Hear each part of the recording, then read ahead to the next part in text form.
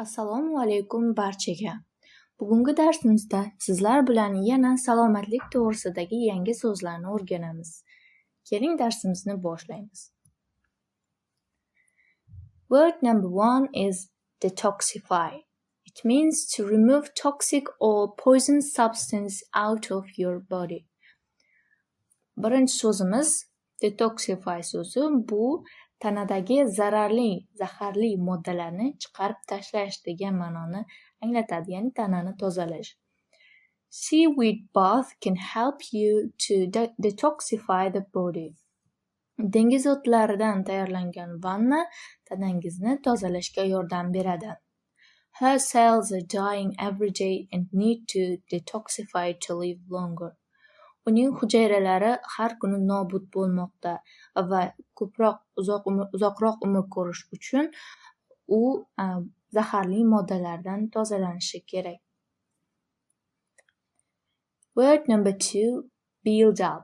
To make someone healthier and stronger.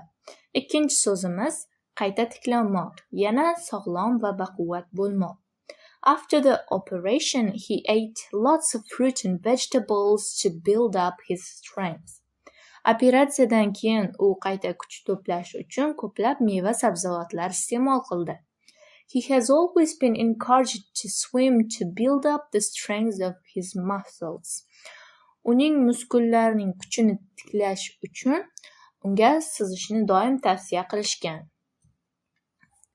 Word number 3, soothe one's soul. To make us feel relaxed and peaceful. Navbatdagi so'zimiz ko'ngilni tinchlantirmoq.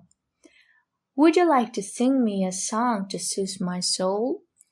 Mening ko'nglimni tinchlantirish uchun qo'shiq kuylab berasizmi? We stop and let the sight soothe our soul. Biz to'xtadik va ko'nglimiz orom olishi uchun manzaraga imkon berdik. Word number 4, life-threatening. Be highly likely to cause death or kill someone. To'rtinchi so'zimiz hayot uchun xavfli. Her mother has a life-threatening illness. Uning onasining hayot uchun xavfli kasalligi bor.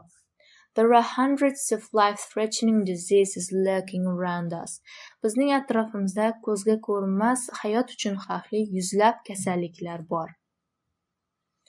Word number 5, fatal. Causing or leading to death. Beshinchi so'zimiz fatal, ya'ni o'limga olib keluvchi. He is the person who caused the fatal accident. U ko'plab mash'um halokatlarga sabab bo'lgan shaxsdir. Hepatitis is a potentially fatal disease. Gepatit o'limga olib keluvchi kasallik. Word number 6, look after. To take care of someone or something.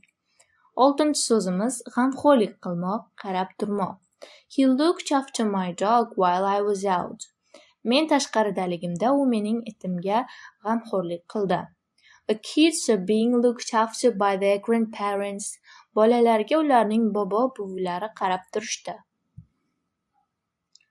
Word number 7, to be detrimental to health. To be damaging or harmful to health. Yettinchi so'zimiz sog'liq uchun zararli.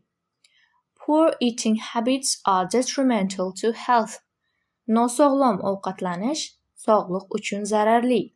Smoking can be detrimental to health. Chekish sog'liq uchun zararlidir.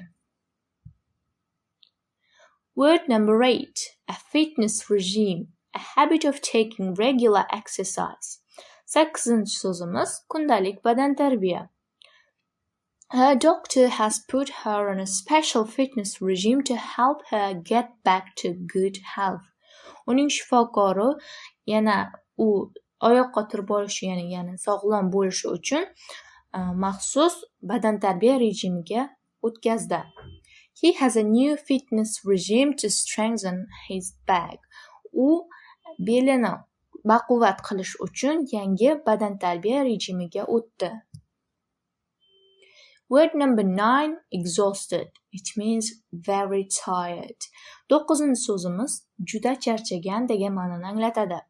She was too exhausted and distressed to talk about the tragedy. U shu qadar charchagan va tushkun ahvolda ediki, halokat haqida gapira olmasdi. You must be exhausted after your weekend. Dam olish kunidan keyin charchagan bo'lsangiz kerak. Word number 10. Remedy. A solution to a particular problem. 10-chi so'zimiz davo, malham, shifo. Herbal remedies for aches and pains. Og'riqlarni qoldiruvchi dorivor giyohlar. She took a herbal remedy for her hay fever. U shamollashiga giyohli malhamlardan foydalandi.